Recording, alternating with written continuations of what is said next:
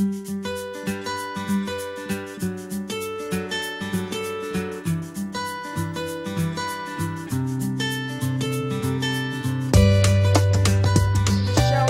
this is the astrological overview for the whole of June. Okay, guys, you got to bear with me on this one because June is an astonishing and phenomenal month. And it's just a precursor to July, which is astrology like I've never seen before. In fact, this month is also a bit the same. Put it this way, I have notes in front of me, which are basically just little lines of the aspects for me to remember. And these notes are literally 5 foot long. It is hectic and chaotic and intense. And basically, we're all going through a major transformation and change and the opportunity to really wake up on a whole new level. However, it's not necessarily going to be easy. It's a bit like the caterpillar coming out of the cocoon. There may be trouble ahead. Basically, we have a diamond shaped forming in the sky with 5 different facets of incredible and unusual astrology. And it's going to be very emotional because a lot of the planets are in water signs. Anyway, let me begin, but as I say, bear with me. Firstly, we have a grand water trine with Mercury in Cancer, trining Saturn in Scorpio, trining Neptune in Pisces.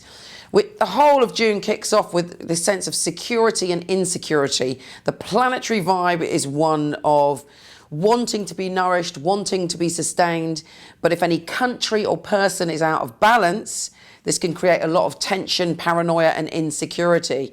We are all urged for the whole of this month to go within and really look at the things within us that make us insecure and make every effort to heal them and to understand our patterns and how to transform them. Also on the 1st, we have a kite. I love kites. They allow us to experience something by being able to, on some level, be objective and fly above the situation. And this kite, Saturn, the planet of responsibility, is in Scorpio, trining Neptune in Pisces, sextiling Pluto in Capricorn, and both of that is trining Mercury in Cancer. Again, we're able to look at our spirituality and our fears and find balance within them. And then Venus, the planet of love on the 3rd, goes into Cancer. It's an opportunity for all of us to nurture ourselves and each other, to understand that humanity is one big family and we're part of it.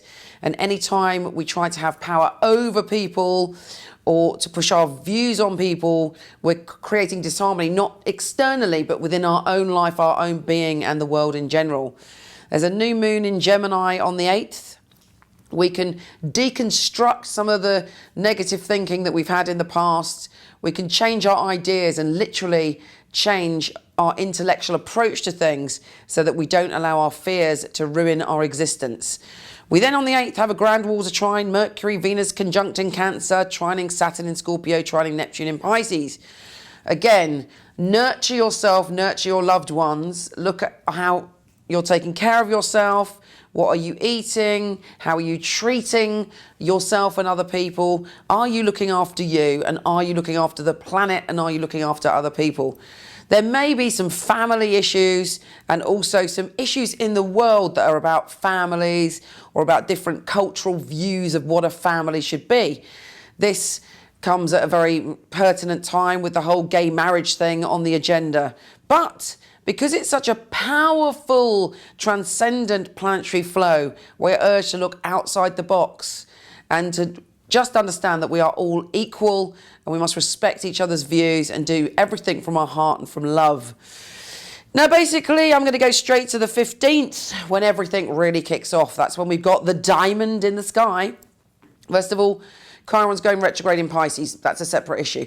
Chiron is saying to us it's time to heal any wounds from the past and to understand actually that some old wounds within us and maybe within countries and in culture may be opening in the hope that we can finally heal them.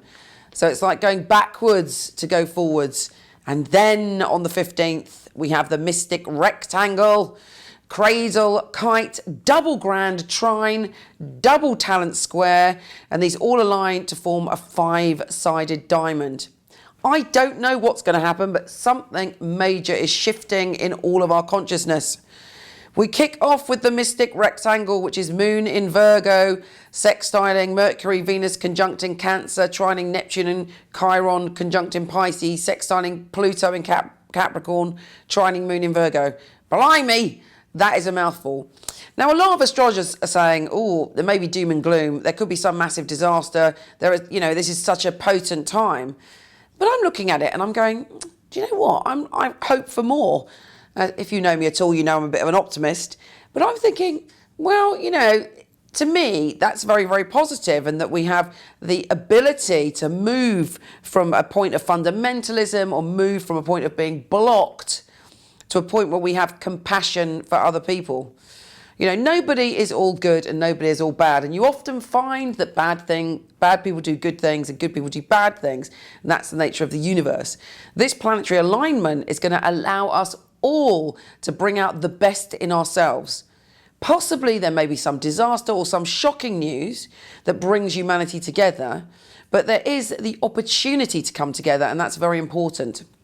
We then have a crazal Moon in Virgo, sextiling Saturn in Scorpio, sextiling Pluto in Capricorn, sextiling Neptune in Pisces, trining Saturn in Scorpio and opposite Moon in Pisces. I could go on, but you get the general drift. It's very, very full on. And this crazal, again, is urging us to be nicer to each other and to understand that if we continue to fight about our differences, then we're all going to be in trouble. And actually, this is just a slight peek into the massive transformation that's coming in July, which probably will be about 8 foot long with the aspects, because that really is the most full-on month I have ever seen in my whole experience of astrology.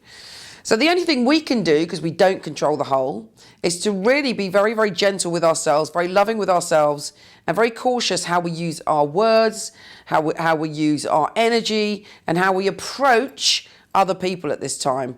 Nothing that happens will be a coincidence. Everything that happens in June should have some deeper meaning for you, or certainly there'll be some things that happen to you in June which have a profound effect on your soul for the rest of your life. And also something I feel will happen in the external world which will create a profound shift for all of us. We then have a kite, the grand trine, the double talent square, which are all making us balance up. There's a lot of Virgo Pisces energy going on, making us balance up our need to be judgmental, our need to be critical with our higher self. And so again, it's a calling to stand in our power, in our higher self, and be gentle on ourselves. We all make mistakes, we all cock up, we all do things which don't serve our higher purpose. But this month, please forgive yourself and love yourself and know that you're doing your best.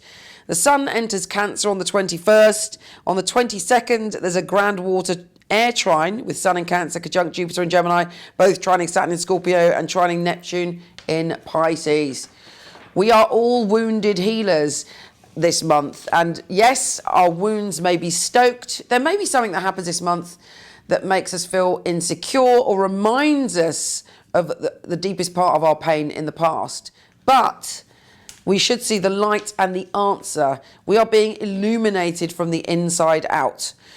And basically, yes, there is the opportunity really for us to have a taste of things to come and our evolution as a whole, so that, really some of the things we're experiencing can help shift us to the point where we may understand how society is going to be in 100 years or 50 years. And in fact, that's something really good to meditate on this month.